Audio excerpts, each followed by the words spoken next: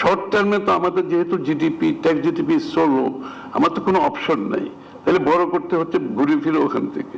Government recover করতে তো সময় লাগবে। এটা এফটিএ ও পিটিএ চুক্তি স্বাক্ষরের প্রক্রিয়া ত্বরান্বিত করতে হবে। বেসরকারি খাতের সাথে কার্যকর আলোচনার মাধ্যমে একটি সমন্বিত এবং শক্তিশালী এসটিএস তৈরি করতে হবে। মনিটারি পলিসির সাথে ফিসকাল পলিসির অ্যালাইনমেন্টটা যতক্ষণ পর্যন্ত আমরা না করতে পারবো ততক্ষণ পর্যন্ত কিন্তু আমি যে গ্রোথ স্টিমুলেট করতে চাচ্ছি, ইনভেস্টমেন্ট স্টিমুলেট করতে চাচ্ছি, সেটা কিন্তু আমরা করতে পারবো না। ফুলবাড়িয়ার বাসিন্দাদের অসুবিধায় না ফেলে কয়লা তোলার উদ্যোগ নিচ্ছে সরকার। ঢাকা চেম্বার আয়োজিত এক সেমিনারে এই কথা জানিয়েছেন অর্থমন্ত্রী আমির খসরু মাহমুদ চৌধুরী। তিনি বলেন, বারবার খারাপ সময়ে ক্ষমতায় এসেও অর্থনীতিকে দাঁড় করিয়েছে বিএনপি। উচ্চ মূল্যস্ফীতি, 5.5 লাখ কোটি টাকার খেলাপি ঋণ আর দুর্বল প্রবৃদ্ধি সব মিলিয়ে বেশ চাপে আছে দেশের অর্থনীতি। এমন বাস্তবতায় এলডিসি উত্তরণ পরবর্তী বাণিজ্য সুবিধা ধরে রাখতে বিভিন্ন দেশের সাথে মুক্ত বাণিজ্য চুক্তি চান ব্যবসায়ীরা। আর প্রবৃদ্ধি ও বিনিয়োগ বাড়াতে অর্থনীতির সাথে মিল রেখে মুদ্রানীতি সংস্কারের পরামর্শ অর্থনীতিবিদদের। এফটিএ ও পিটিএ চুক্তি স্বাক্ষরের প্রক্রিয়া ত্বরান্বিত করতে হবে।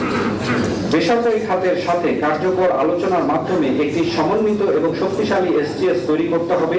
মনিটারি পলিসির সাথে ফিসকাল পলিসির অ্যালাইনমেন্টটা যতক্ষণ পর্যন্ত আমরা না করতে পারবো ততক্ষণ পর্যন্ত কিন্তু আমি যে গ্রোথ স্টিমুলেট করতে চাচ্ছি, ইনভেস্টমেন্ট স্টিমুলেট করতে চাচ্ছি, সেটা কিন্তু আমরা করতে পারবো না।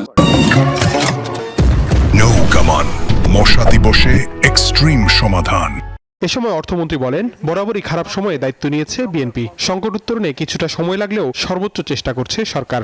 শর্ট টার্মে তো আমাদের যেহেতু জিডিপি ট্যাক্স জিডিপি ষোলো, আমার তো কোনো অপশন নাই, তাহলে বড় করতে হচ্ছে ঘুরে ফিরে ওখান থেকে। গভর্নমেন্ট রিকভার করতে তো সময় লাগবে। এটা মন্ত্রী বলেন, ফুলবাড়িয়ার বাসিন্দাদের অসুবিধায় না ফেলে কয়লা উত্তোলনের উদ্যোগ নিচ্ছে সরকার। কোল আমাদের রিসোর্স আছে, আমাদের এক্সপ্লয়েট করা দরকার। ওখান থেকেও আমাদের বড় ধরনের একটা পাওয়ার জেনারেশনের সুযোগ হবে। ওখানে একটু সমস্যা আছে, মানে যারা বসবাস করে ওনাদের বিষয়টা তো আমার বিবেচনা রাখতে হয়। গ্যাস সরবরাহ বাড়াতে একাধিক এফএসআরইউ অফশোর গ্যাস অনুসন্ধান ও 3 মাসের জ্বালানি মজুদের উদ্যোগ নিচ্ছে বলেও জানান অর্থমন্ত্রী। এটা ছাড়া কিন্তু অগ্রগতি করা সম্ভব হবে না। আবি আব্দুল্লাহ, নিউজ 24, ঢাকা। তো